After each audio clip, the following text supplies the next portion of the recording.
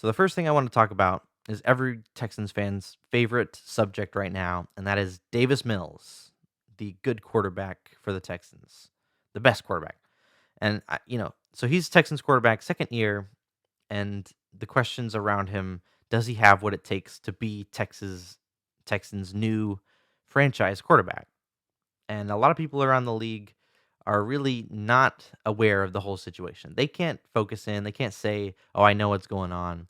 They offer very little perspective, and so I figured I'd offer even less perspective into the whole situation. But at least you're getting my opinion and my take.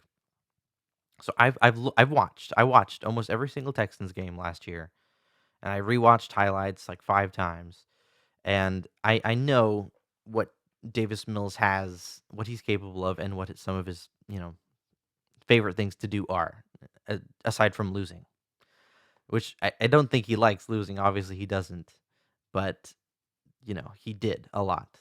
But hopefully, that's the things he learns from. So, a few of the things he's really good at, he can really work the sidelines.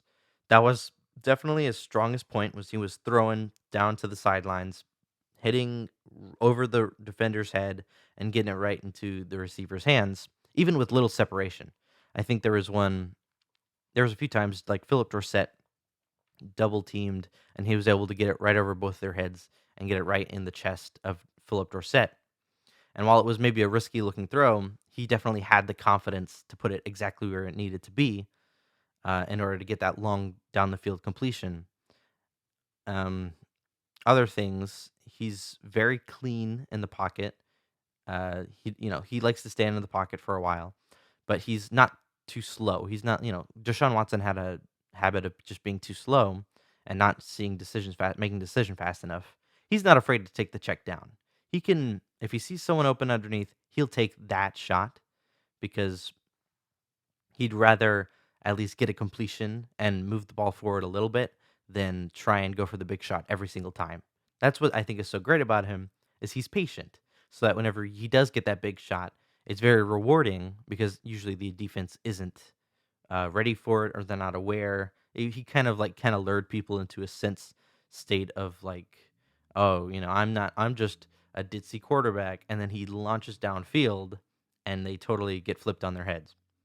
So he's also very good though at moving around with his legs. If he needs to buy time out of the pocket, he can move. I remember seeing one play where he snuck away. Someone was tackling him. He spins around and he sees Brevin Jordan in the end zone and gets the touchdown.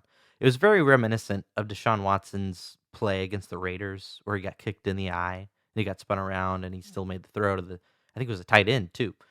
Um, it was very similar, not exactly the same. I think the Davis Mills did it better because he didn't get kicked in the eye, which always helps. I think that's usually a plus if your quarterback can avoid getting kicked.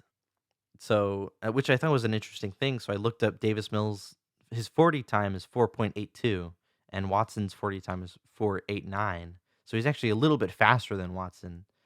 Um, is he more mobile? It's kind of up in the air, but he has the potential to be.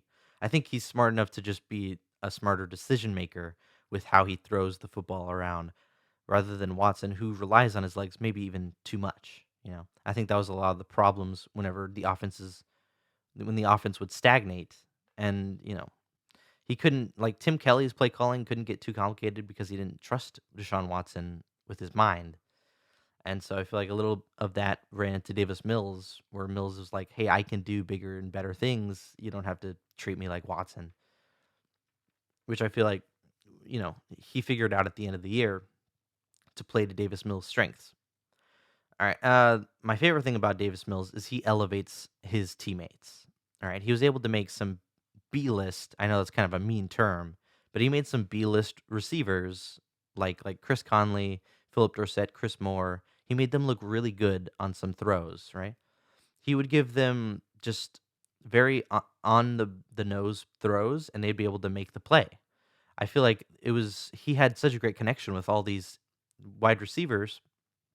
You saw it was either if it was Chris Moore on a long touchdown in the Patriots game, I think, or if it's Philip Dorsett, like I said earlier, being double teamed, or I think Chris Conley had like a good one-handed grab for a long yardage situation. Where Davis Mills, he knows how fast he's going. He knows to put it right outside of where the defender could maybe knock it away, and he trusts Chris Conley, and it kind of gives Chris Conley the boost to catch it and make a big play for the Texans.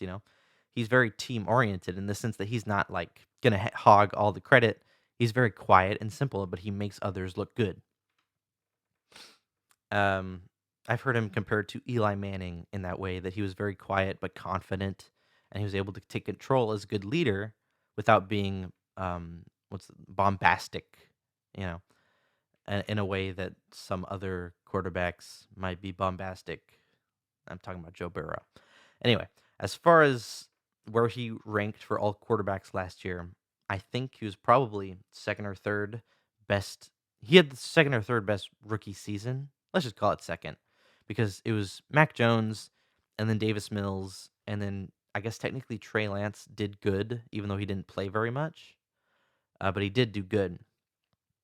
And then Trevor Lawrence, Justin Fields, Zach Wilson, they all did pretty terrible. I feel like Justin Fields is the most promising, although I don't think the Bears are going to be the place for Justin Fields. Did I say that grammatically correct? Whatever. Yeah, I don't think Justin Fields would do well in Chicago, but he could do good somewhere else. Unfortunately, he was drafted there. So, but yeah, I do feel like Davis Mills was better than most of the rookies, even especially the rookies that were taken way above him.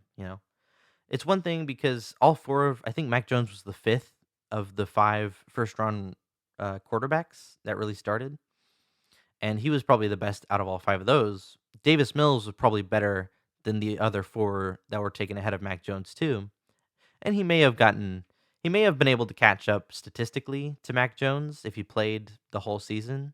Probably not, because I think resting him was the smart decision in order to give him more confidence, give him more time to kind of grow and to learn, which is actually something I was thinking about. Like if Tyrod Taylor, let's say he didn't get injured, or let's say he did get injured and he never came back, and Davis Mills just played through the whole season, would we have seen that same progression that he had? Because if you watch a highlight reel of Davis Mills, you'll see from the beginning of the season till the end of the season, it's like you're watching in real time. He's just getting better with every single throw.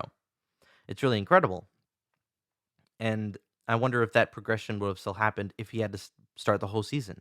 Because there must have been a confidence change or something, some change where he went from like, because he lost like the first 7 or 8 games. He didn't win in that first stretch of games that he started. And that might have been because his expectations were, well, we were hoping for Tyrod Taylor to lead us to wins, but we're not going to be able to win with this third round pick. And so he had no expectations. But then when Tyrod did terrible against the Colts, they brought Davis Mills back in, and it was kind of like, hey, he can't make it work. Maybe you can. Let's see what you can do. And he's like, all right, well, if you're confident in me, then I'll go and show you what I can do. And he wins a couple of games, and he does really well statistically. He just kind of, lights it all up with the touchdown bombs. So I feel like what happened, how they did it, was really well done. I think the circumstances really benefited him to be able to be a better quarterback towards the end of the year and hopefully be a better quarterback this year too.